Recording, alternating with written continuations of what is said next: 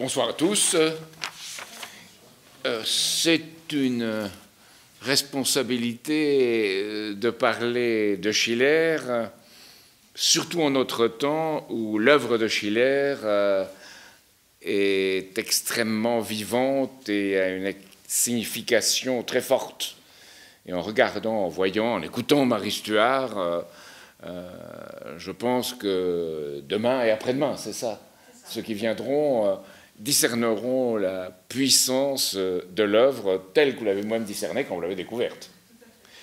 Pour situer le lieu où se déroule Marie Stuart, je crois qu'il faut commencer par discerner le nôtre.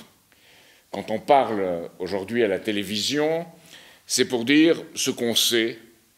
C'est un monde affirmatif et volontaire où l'on impressionne pour persuader ou tenter de persuader. Le spectateur de théâtre est au contraire, surtout du théâtre de Schiller, porté vers le questionnement, dans une œuvre qui le renvoie à sa réflexion, à exercer sa réflexion dans le temps de l'œuvre sur ce qu'il est lui-même par rapport au personnage, ce qu'il aurait pu faire pour intervenir dans la tragédie qu'il voit se dérouler. Le théâtre fait ainsi accéder à un monde qui, à l'opposé du monde de la télévision, est participatif et engagé. Dans les personnages de son théâtre, Schiller confronte l'être humain au pouvoir. C'est constant dans tout son théâtre. Au pouvoir, à la liberté, à la justice.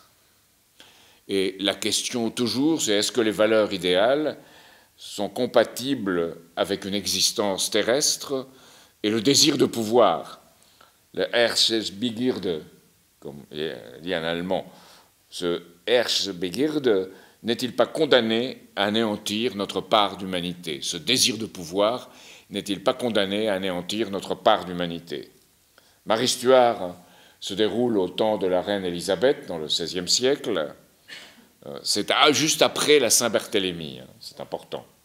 Et la pièce, elle, date de 1799-1800, mais Schiller en avait conçu l'idée dès 1782. Il a écrit entre-temps Don Carlos en particulier. Entre 1782 et 1800, évidemment, le grand événement qui a bouleversé le monde, c'est la Révolution française. Et il faut bien voir que tout Marie Stuart se déroule à l'aplomb de la Révolution française. Si l'on regarde ce qu'était Schiller, on s'aperçoit par rapport à la France qu'il a été fait citoyen d'honneur de la République française, par décision de l'Assemblée législative en août 1792. Alors Schiller constatera plus tard que tous ceux qui l'ont fait citoyen d'honneur, dont Danton, auront été exécutés. Donc Schiller, dès le départ, place d'immenses espoirs dans notre Révolution, où il a vu la possibilité que l'idéal soit incarné dans le réel. Par la suite, il a lu de très près tous les débats de la législative et de la Convention dans le Moniteur, qui se procurait en Allemagne, comme en atteste une lettre à son ami Körner du 26 novembre 1792. Et progressivement, sa déception devient non moins immense que l'avait été son enthousiasme, et cette déception grandit. Il écrit ainsi toujours à son ami Körner, le 14 décembre 1792, « Mais malheureusement, de nouvelles horreurs apparaissent maintenant, dues à leur exaltation, à l'ingratitude, à la vengeance médiocre contre des vaincus, à l'égoïsme. » Et sa lettre du 13 juillet 1793 à Friedrich Christian de Gustenberg exprime la tristesse que lui inspire l'échec, c'est une citation, l'échec de l'organisation réussie de la société qui pourtant représente ce qui pour l'homme est le plus important. Dans ses lettres sur l'éducation esthétique de l'homme, écrites au moment où il conçoit Marie Stuart, il trace la voie pour sortir du dilemme. À quelles conditions l'idéal peut éviter d'être corrompu par le réel? À Friedrich Christian, il écrivait « Le signal de ce grand changement et de l'union des cœurs n'est pas venu. Le moment, nous dit-il, était très favorable, mais il a trouvé une génération corrompue. Un grand moment de l'histoire a échu à un peuple petit. » Et il ne veut pas seulement dire le peuple français, il veut dire les pays européens. Il ajoute « Je suis même si éloigné de croire au début d'une régénération dans le politique que les événements de notre temps m'ont ôté pour des siècles tout espoir de la voir se réaliser, cette régénération. » Cependant, il ne se décourage pas. Il fixe à la politique, à l'enjeu du pouvoir, un grand dessein qui est au-delà de la politique, qui est l'élévation du caractère des êtres humains. Si le peuple a été petit, pense-t-il, en tant que médecin de l'âme, il est lui-même, Schiller, médecin, philosophe, poète, historien, si le peuple a été petit, pense-t-il, le devoir de celui qui pense à l'avenir et qui pense l'intérêt général est de faire grandir ce peuple. Et tout l'effort du poète, de l'historien, de l'écrivain doit être de faire grandir le peuple. La voie politique empruntée par la Révolution française lui paraît à ce moment-là comme un cul-de-sac.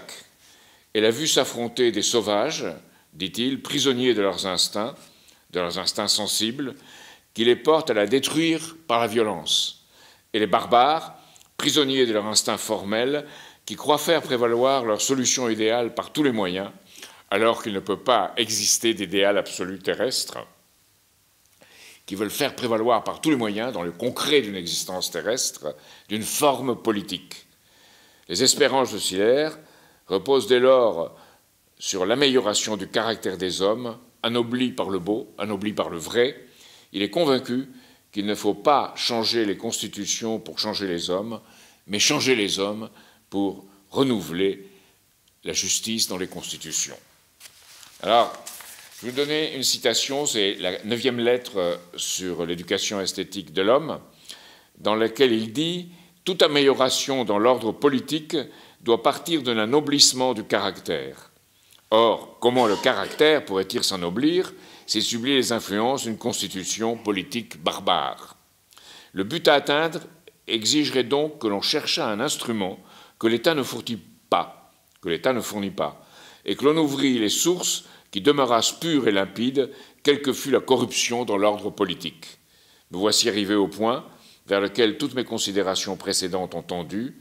L'instrument recherché est le bel art, la beauté, ces modèles immortels sont les sources qui s'ouvrent à nous. » Et il ajoute, l'homme, dans sa 10e lettre, l'homme peut s'éloigner de sa destination en suivant deux voies opposées. Nos contemporains cheminent véritablement sur deux fausses routes. Ils sont devenus la proie des extrêmes, soit de la sauvagerie, soit de l'affaissement moral et de la dépravation.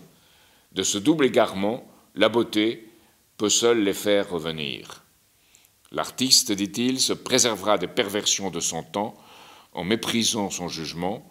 Il aura les yeux fixés sur l'idéal, il le fera surgir de l'alliance du possible et du nécessaire, et il en mettra l'empreinte dans toutes ses œuvres et dans tous ses actes.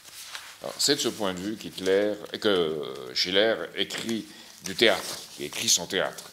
Et c'est dans ce contexte politique, en ce corps même, que se déroule et que nous devons situer Marie Stuart. Marie, qui avait tenté de s'emparer de la couronne d'Angleterre, est prisonnière d'Élisabeth, la reine. Et celle-ci est directement face à un terrible enjeu politique.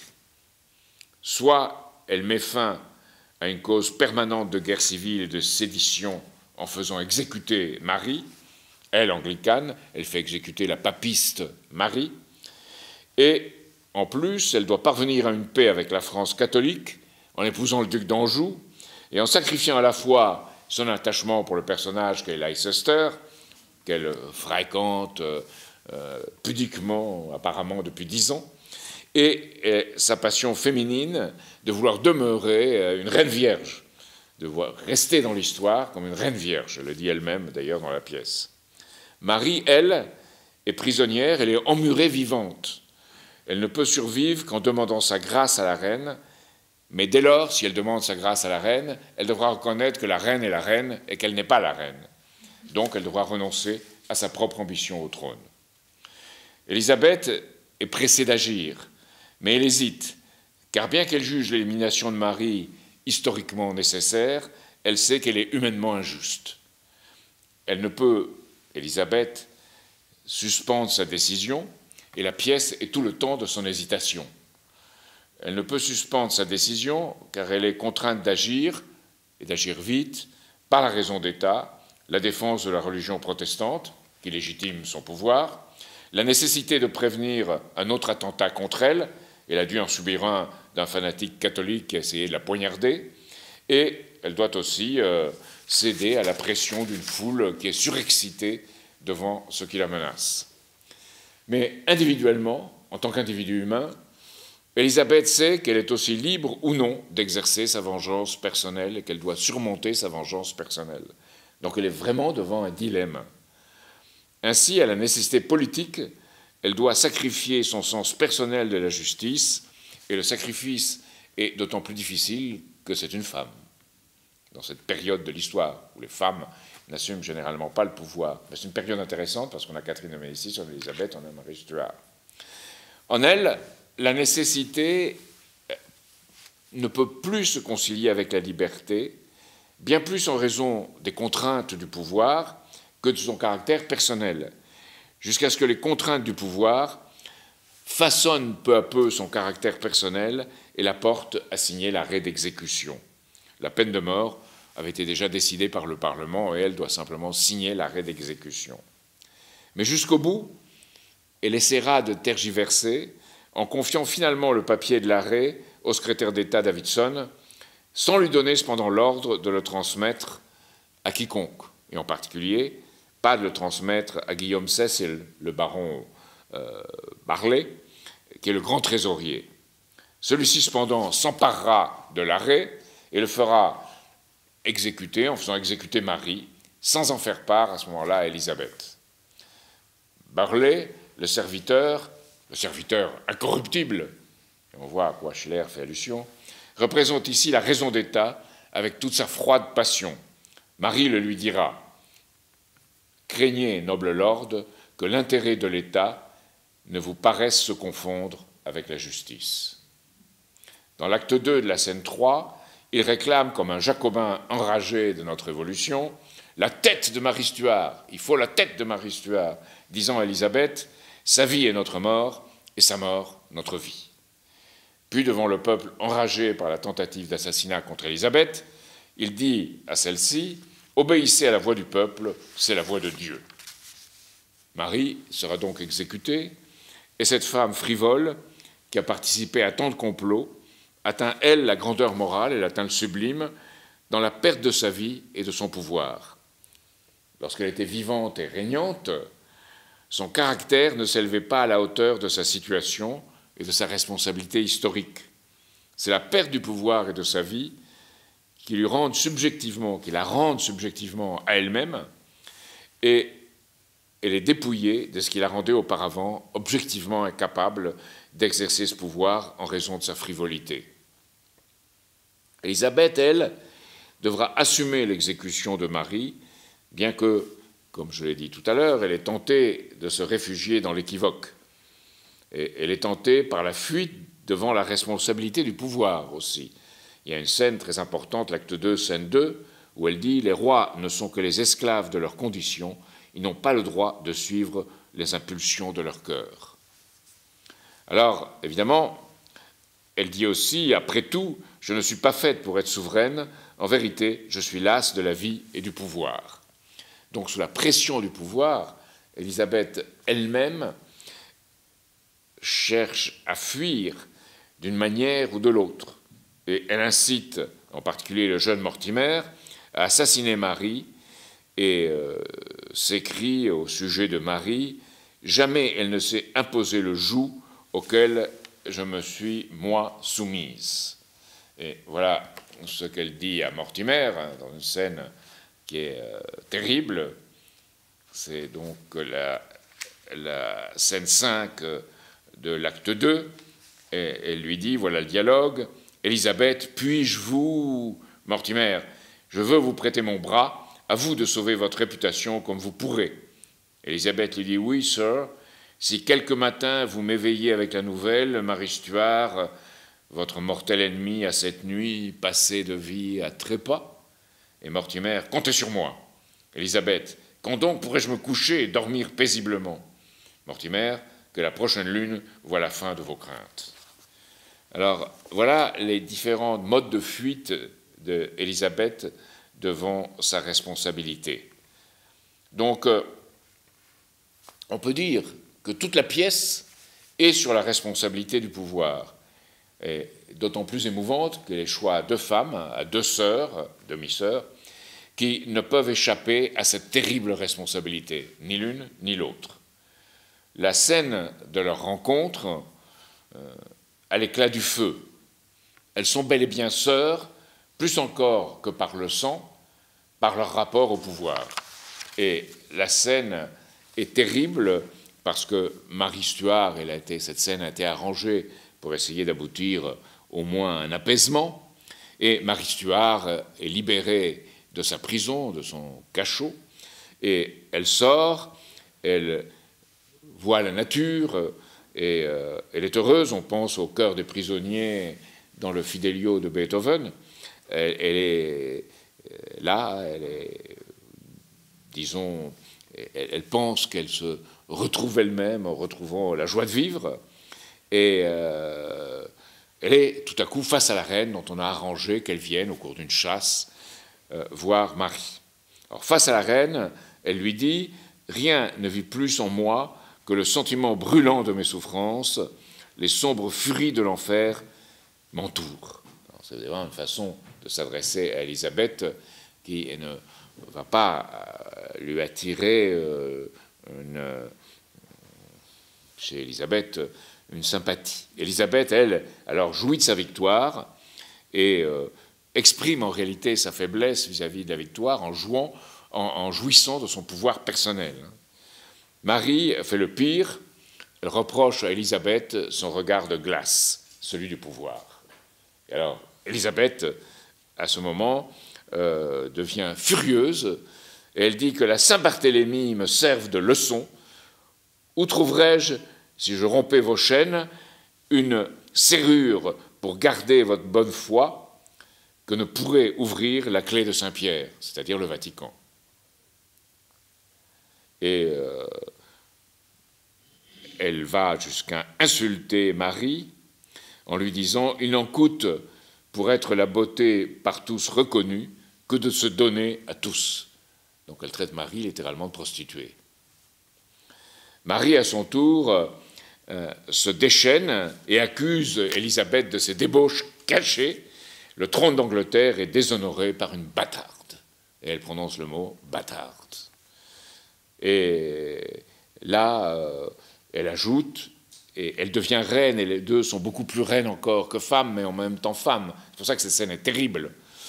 Marie dit, si le droit régnait, vous seriez maintenant à mes pieds et pas moi aux vôtres, dans la poussière, car je suis votre roi. Elle est le roi, elle est la reine, dans son point de vue, Marie. Alors là, les deux sont reines, il ne peut y avoir que conflit dans cette scène, parce que les deux se définissent par rapport au pouvoir. Et après avoir insulté Élisabeth, Marie dit à sa nourrice, « Comme je me sens bien, un instant de vengeance, de triomphe, j'ai enfoncé mon poignard dans le sein de mon ennemi, je l'ai traîné dans la poussière en présence de Leicester. » Alors il faut savoir que Leicester est amoureux de Marie et en même temps a été pendant 10 ans l'amoureux transi d'Élisabeth dont il espère partager le pouvoir. Et Leicester, c'est le personnage antipathique de la pièce, guidé par son pur instinct de survie et son caractère pratique, sa conception pratique du pouvoir. Alors, Mortimer apparaît à ce moment pour tenter de libérer Marie. Au départ, c'était pour servir Marie, pour des motifs nobles, bien qu'ils étaient enracinés dans sa faiblesse par les Guises et par les papistes. Donc, au départ, il a des sentiments nobles, mais il est déjà jeune et exalté, et il ne voit pas ce qui est en train de le manipuler. Mais ensuite, alors, l'an qui rencontre maintenant Marie,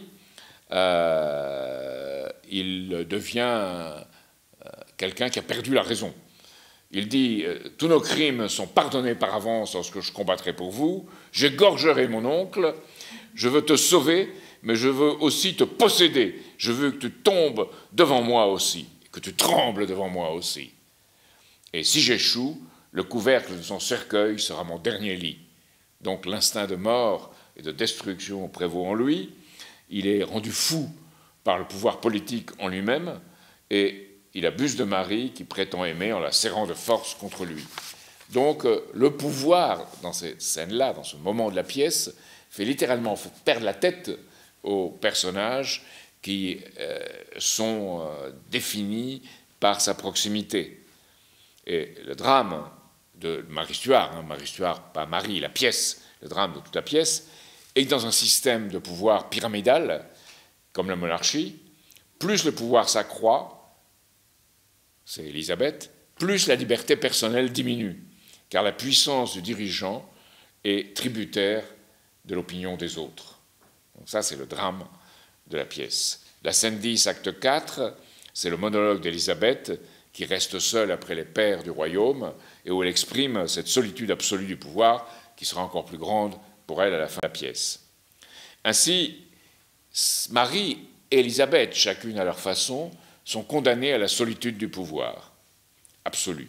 Et pour Marie, le sublime ne peut être atteint que par son sacrifice, en étant reine, réellement reine, dans les instants qui précèdent sa mort. Et c'est là qu'elle assume pleinement ce qu'elle est. Il faut dire que Schiller a écrit Du Sublime, qui est un de ses textes les plus beaux et les plus fondamentaux, en 1801, juste après qu'il ait écrit Marie Stuart. Donc, maintenant, il faut bien voir ce que Schiller, quel message Schiller veut nous dire sur le dilemme politique, qui est toujours en surplomb de Marie et d'Élisabeth. Elles sont des êtres humains qui sont en proie à quelque chose, à une responsabilité qui est constamment pour elles deux un défi. Donc, dans la pièce, il y a d'un côté les papistes, Rome et les Guises, le parti catholique français, qui sont inspirés que par l'avidité de dominer l'Angleterre et qui expriment un instinct sensible complètement dévoyé. Ce parti a séduit le pauvre Mortimer par les sens et les arts, et aussi Marie. Avant qu'elle y renonce, on peut rappeler qu'au début, elle a caché dans son armoire un bandeau royal enrichi de pierreries, entremêlé avec les lys de France, qu'elle a grandi au milieu des fastes de Médicis, y compris de l'escadron de jeunes filles qu'alimentait Catherine, et qu'elle a lancé dans le royaume de la torche, qu'elle a lancé le royaume anglais dans la torche de la guerre civile. Donc, ce n'est pas un personnage qui est gentil, seulement victime. Elle a participé à tous les développements et les violences du pouvoir. Il n'y a donc pas dans Schiller, c'est pas Hollywood, c'est pas comme la télévision, il n'y a pas les bons et les mauvais, mais des êtres humains qui sont face à cet enjeu du pouvoir, et aucun, je crois, n'a de bassesse ni de petitesse, sauf Leicester, qui est là pour exprimer ce sentiment de bassesse devant le pouvoir, dans lequel on s'incline, il conspire pour Marie en espérant que Marie l'emportera. Ensuite, il dénonce la conspiration de Mortimer en espérant se faire bien voir par Élisabeth. C'est le personnage qui représente la bassesse dans la recherche du pouvoir, alors que les autres essayent de prendre la charge et la responsabilité de ce pouvoir. Alors, on peut écouter Élisabeth, par exemple, exprimant son dilemme. Elle dit « Vivre dans la crainte pour mon trône ou livrer cruellement à la hache de la reine ma propre parente. » Donc, la responsabilité de l'exercice du pouvoir et la responsabilité de la famille et de ses liens personnels sont bien deux choses qui apparaissent pour elle opposées et dans lesquelles elle doit trancher littéralement contre elle-même. Donc, il y a d'un côté ces papistes. De l'autre, il y a autour d'Élisabeth les protestants, les puritains, qui, eux, comme les papistes ont un instinct sensible des sens dévoyés, l'apparat, Rome, l'encens, les grandes cérémonies, les puritains et les protestants ont, eux, l'instinct formel dévoyé. Ils haïssent tout ce qui touche les sens et applique la règle, la règle, la règle. C'est Burley. Face aux deux partis, le véritable héros schillerien est le vieux comte Talbot, le sage comte de Shrewsbury, qui a sauvé Élisabeth du couteau. C'est lui qui, malgré son âge, a sauvé Élisabeth du couteau d'un assassin du parti catholique, qui après s'est confessé dans les locaux de l'ambassade de France. Donc, c'est ça l'histoire. Et pourtant, bien qu'il ait sauvé Élisabeth du couteau, il n'est pas du tout inspiré par un instinct de vengeance. Il réclame en même temps la grâce de Marie, car il pense que la grâce exprimant la justice est la plus haute manifestation de l'humanité dans une monarchie, dans le pouvoir de la monarchie. Et il demande cette grâce. Alors, il y a une très très belle scène qui est la scène dans... C'est l'acte 2, la scène 3, où il y a cette discussion, c'est avant qu'il ait sauvé Élisabeth. Élisabeth est furieuse que Talbot lui conseille la grâce, en réalité. Et voilà leur discussion. Talbot. Eh bien alors, songez à un autre moyen pour sauver le royaume, car l'exécution de la Stuart est un moyen injuste. Vous ne pouvez la juger, car elle n'est pas votre sujette. Élisabeth, ainsi mon Conseil d'État et mon Parlement sont dans l'erreur. Ils ont condamné Marie Stuart à la mort. Ainsi se trompent-ils pareillement toutes les cours de justice de ce pays. Ainsi se trompent pareillement toutes les cours de justice de ce pays, quand à l'unanimité, elles me reconnaissent ce droit d'exécuter la sentence de mort. Ce n'est pas Élisabeth qui a prononcé la sentence, c'est le Parlement, mais elle doit l'exécuter. Et là, c'est l'intervention de Talbot, qui est très belle parce que c'est le personnage schillerien qui exprime qu'un vrai patriote doit être citoyen du monde, et un vrai citoyen du monde, un patriote. Et parce que le véritable sens d'une nation, c'est servir la cause de l'humanité. Voilà le Talbot. La majorité des voix n'est pas une preuve du droit, l'Angleterre n'est pas le monde, votre Parlement n'est pas la réunion de toutes les races humaines. L'Angleterre d'aujourd'hui n'est pas l'Angleterre de demain, de même qu'elle n'est plus l'Angleterre du passé. Ça, c'est absolument extraordinaire par rapport à l'époque de la Révolution française. Ainsi que les inclinations prennent une autre direction, ainsi s'élèvent et s'abaissent les flots changeants de l'opinion. Ne dites pas que vous ne pouvez pas ne pas obéir à la nécessité et aux instances de votre peuple.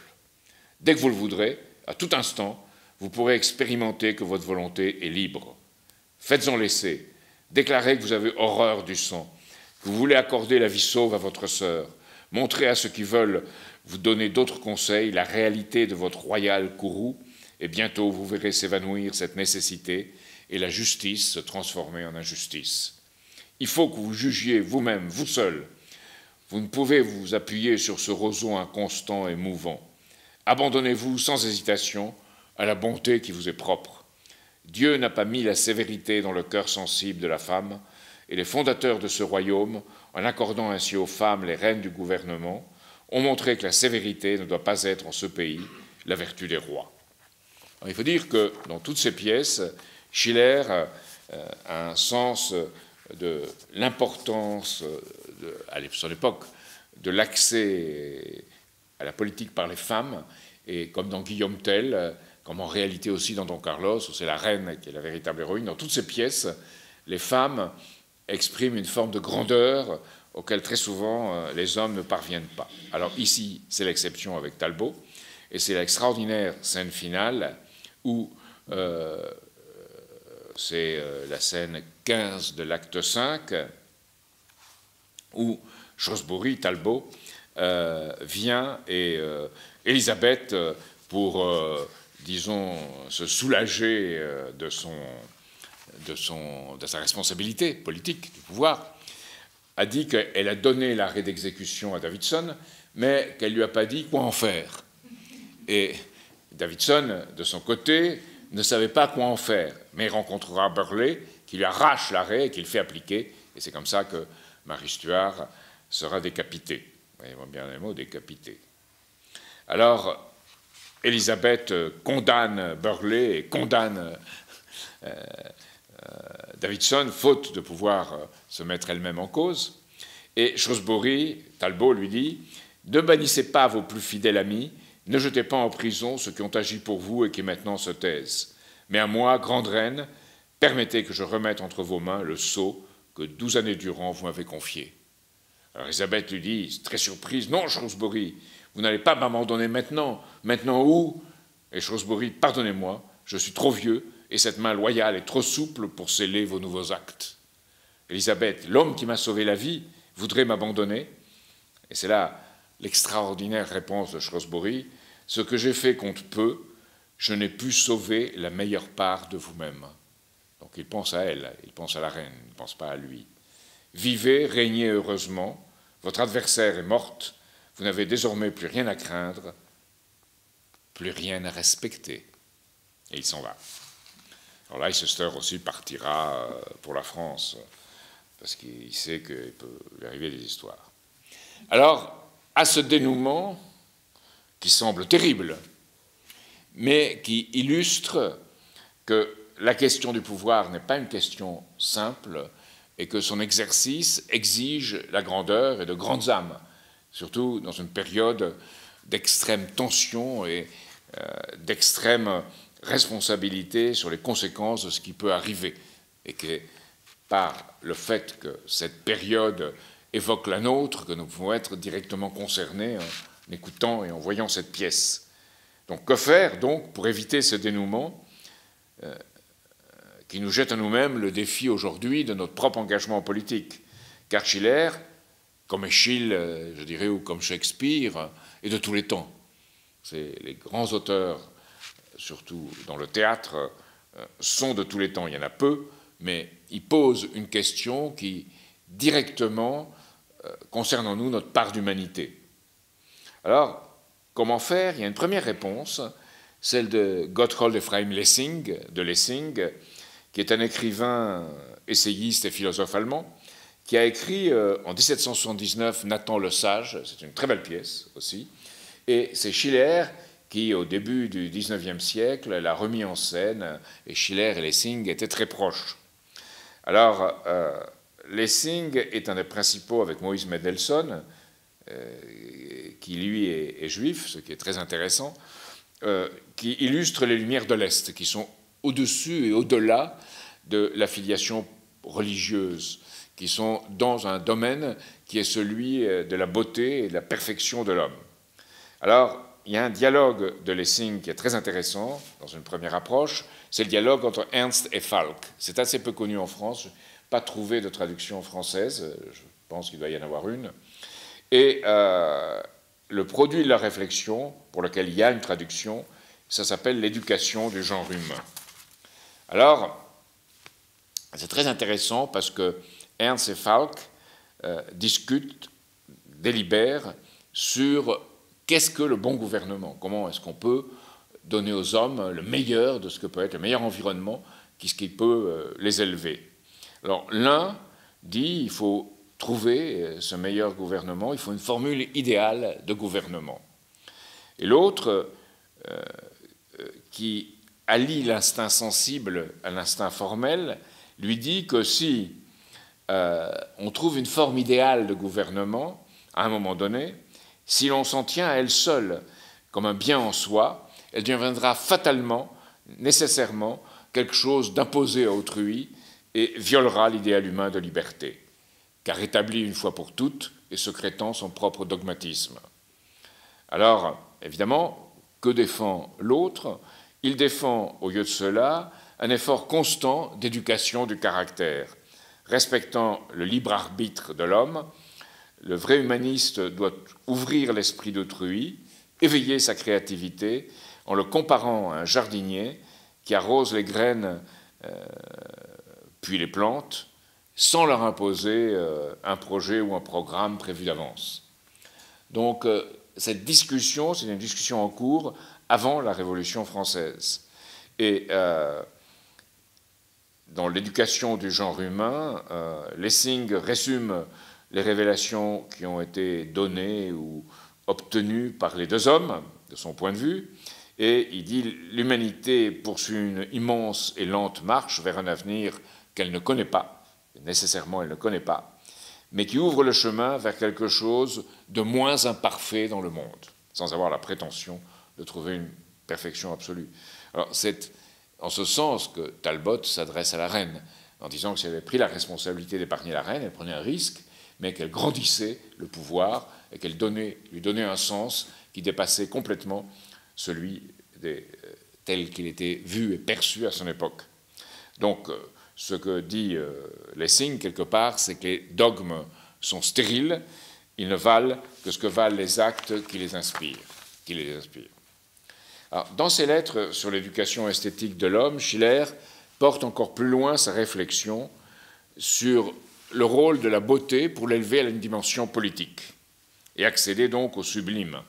Et le sublime, c'est dans le politique ce à quoi accède Marie Stuart, mais plus encore une pièce qu'il a écrite plus tard, qui est sa Jeanne d'Arc, c'est l'avantage d'autrui au péril de sa vie. Individuellement, ça veut dire de perdre sa vie comme Jeanne d'Arc, pas par devoir, mais par l'effort pour être en harmonie avec un monde et d'exprimer la justice.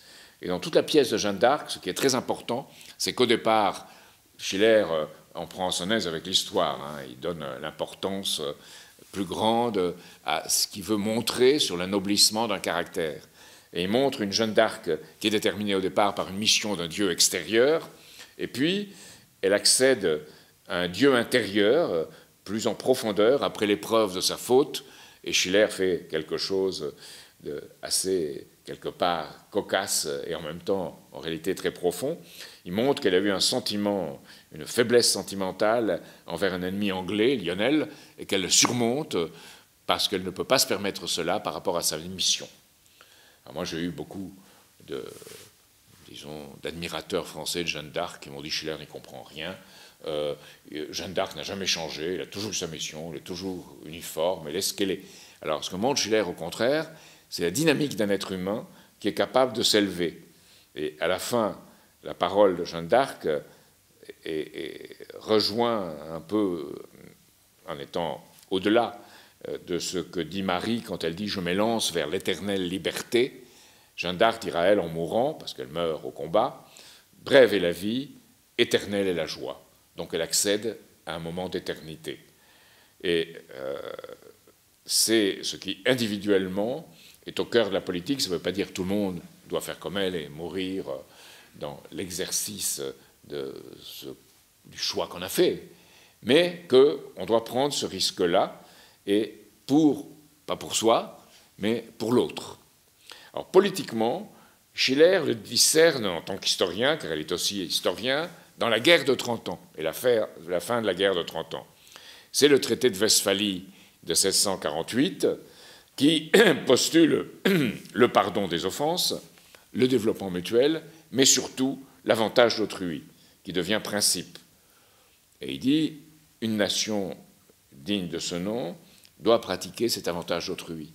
Alors, c'est intéressant parce que si on pense à un discours de Gaulle peu souvent cité à l'Université de Mexico, il dit les choses d'une autre façon, mais qui veulent dire la même chose. Il dit, pour montrer qu'il n'est pas nationaliste, mais qu'il est en ce sens patriote et citoyen du monde, au moins qu'il s'efforce de l'être, il dit qu'une nation n'a de sens que si elle sert la cause de l'humanité, et elle la sert par le véritable progrès humain, qui est l'amélioration du caractère des individus.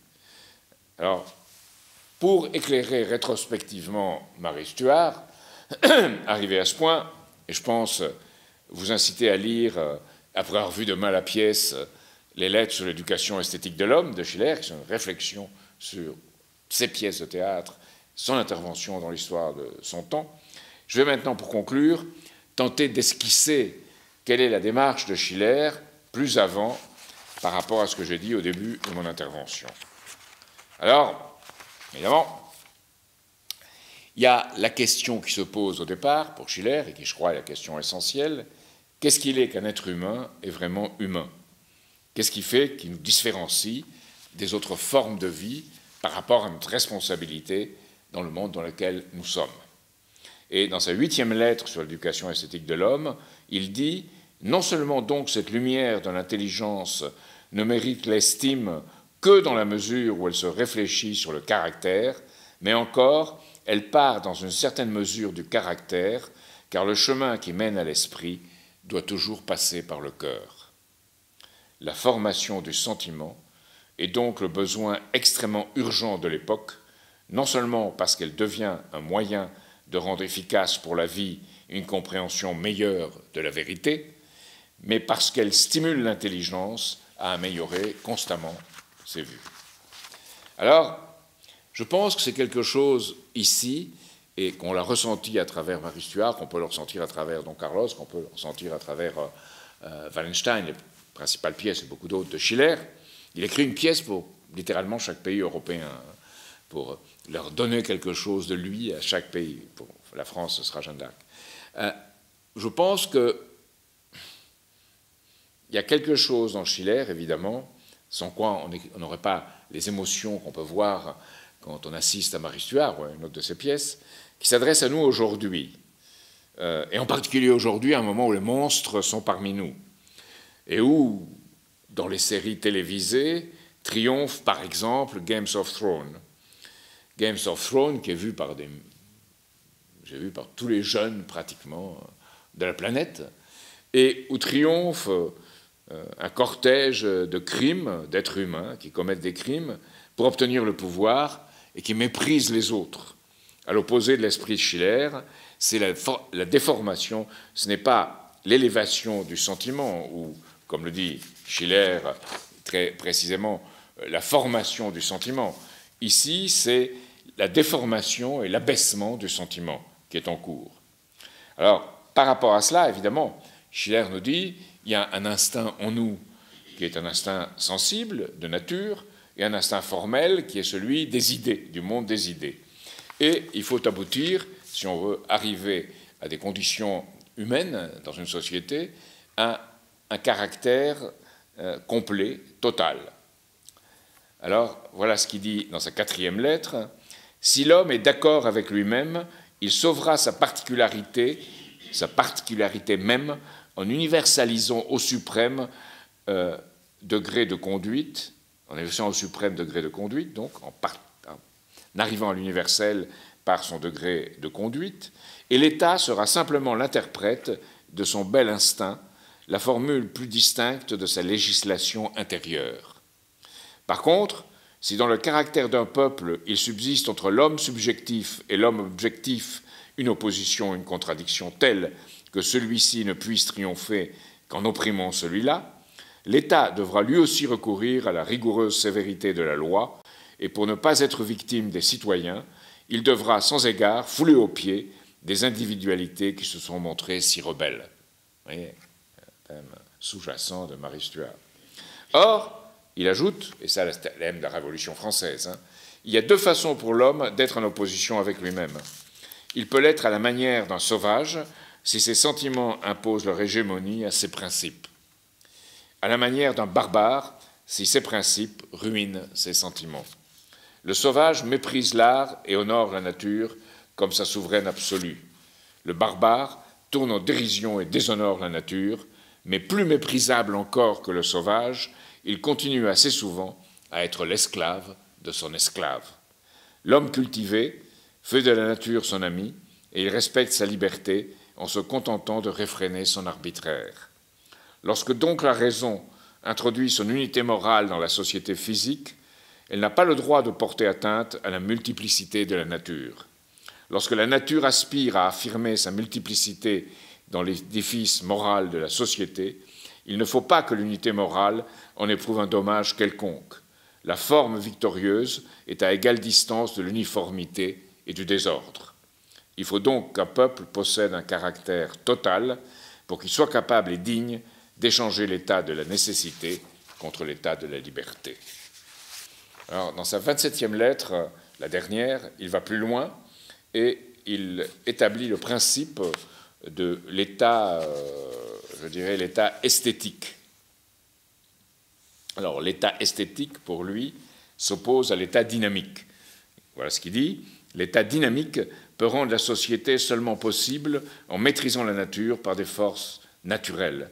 L'état éthique peut la rendre seulement nécessaire, moralement, en soumettant la volonté individuelle à la volonté générale. L'état esthétique seul peut la rendre réelle parce qu'il accomplit la volonté de tous par le moyen de la nature des individus. S'il est vrai que le besoin déjà contraint l'homme à entrer en société, et si la raison lui inculque des principes de sociabilité, la beauté seule peut lui communiquer un caractère sociable. Le goût seul met de l'harmonie dans la société, parce qu'il crée de l'harmonie dans l'individu. Toutes les autres formes de la perception fragmentent l'homme, parce qu'elles se fondent exclusivement soit sur la partie de son être qui est vie sensible, soit sur celle qui est vie spirituelle. Seule la perception de la beauté fait de lui une totalité, parce qu'elle oblige ces deux autres à s'harmoniser en un tout. Donc voilà les conceptions de Schiller, ces conceptions qui ressortent de toutes les réflexions qu'il y a dans ses pièces de théâtre. Alors pour lui, et pensez à Marie, pensez à Élisabeth, pensez surtout à Talbot, pour lui, quel est dans ce sens le caractère supérieur? Et il le dit très précisément dans sa 13e lettre, où il aborde la question, d'ailleurs pas dans une lettre elle-même, mais dans une note qui est au bas de la page d'une de ses lettres. Il dit « Le caractère vraiment supérieur est celui de l'homme en qui la sévérité à l'égard de soi-même va de pair avec l'indulgence à l'égard d'autrui. » Talbot. Mais le plus souvent, quiconque est indulgent vis-à-vis d'autrui l'est aussi vis-à-vis de soi, et celui qui est sévère envers soi le sera également envers autrui. Quant à l'indulgence pour soi, jointe à la sévérité pour les autres, c'est le fait d'un caractère méprisable entre tous. Donc voilà, situé pour Schiller, par rapport à son temps, par rapport à l'enjeu de son théâtre, la conception de l'homme qui pourra permettre d'échapper à dilemme qui s'est posé au moment de la Révolution française. Alors, dans la 9e lettre, et je vais finir par ça, c'est un peu long, mais je pense que c'est un des plus beaux passages qui a été écrit en réflexion de ce que doit faire quelqu'un qui s'engage en politique et qui est jeune. Voilà ce qu'il dit. C'est la 9e lettre sur l'éducation esthétique de l'homme.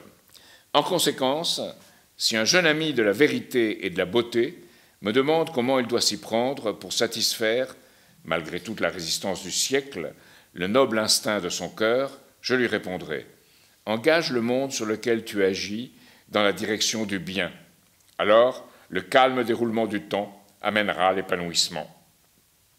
Cette direction, tu la lui auras donnée si par tes enseignements, tu élèves ses pensées vers ce qui est nécessaire et éternel, si par tes actes ou tes créations, tu transformes ce qui est nécessaire et éternel en un objet de ses instincts. L'édifice de l'illusion et de l'arbitraire tombera. Il doit tomber, il est déjà tombé, à partir du moment où tu as la certitude qu'il fléchit. Mais il doit fléchir dans l'homme intérieur, non pas seulement dans celui qui paraît au dehors. Dans le silence pudique de ton cœur, éduque la vérité victorieuse, puis manifeste-la dans la beauté, afin que la pensée ne soit pas seule à lui rendre hommage, et que les sens aussi perçoivent avec amour sa figure. Et pour qu'il ne t'arrive pas de recevoir de la réalité le modèle que tu dois lui donner, ne te risque pas dans son équivoque compagnie avant de t'être assuré qu'un cortège de figures idéales est présent dans ton cœur. Et c'est ce cortège de figures idéales, avec leurs difficultés, mais aussi avec leurs combats intérieurs, que Schiller essaye de représenter dans son théâtre. Vis avec ton siècle, mais sans être sa créature, dispense à tes contemporains non les choses qu'ils vantent, mais celles dont ils ont besoin. Sans avoir participé à leurs fautes, partage avec une noble résignation leur châtiment, et courbe-toi librement sous le joug dont il leur est aussi pénible d'être privé que difficile de le supporter. Par l'inébranlable fermeté avec laquelle tu méprises leur bonheur, tu leur prouveras que ce n'est pas par lâcheté que tu te soumets à leurs maux. Si tu as à agir sur eux, que ton esprit se les représente tels qu'ils devraient être. Mais si tu es tenté d'agir pour eux, qu'ils se les représentent tels qu'ils sont.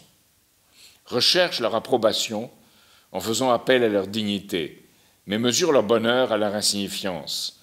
Ainsi, ta propre noblesse éveillera-t-elle la leur, et ici tes fins ne seront pas réduites à néant par leur indignité.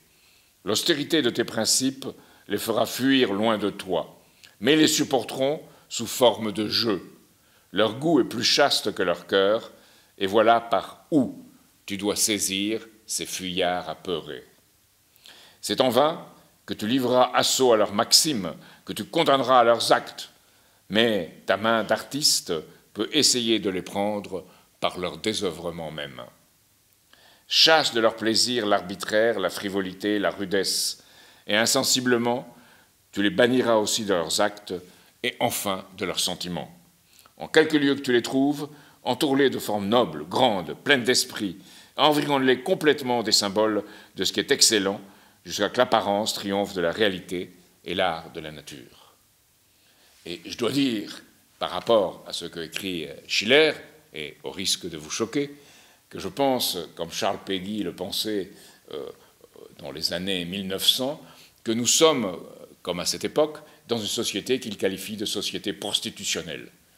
Prostitutionnelle parce qu'on se prostitue devant les pouvoirs au lieu d'exprimer ce qui est nécessaire pour les êtres humains dans le futur. Alors, je pense que cette 9e lettre exprime toute l'intention du théâtre de Schiller, tel que vous verrez sous-jacent dans Marie Stuart.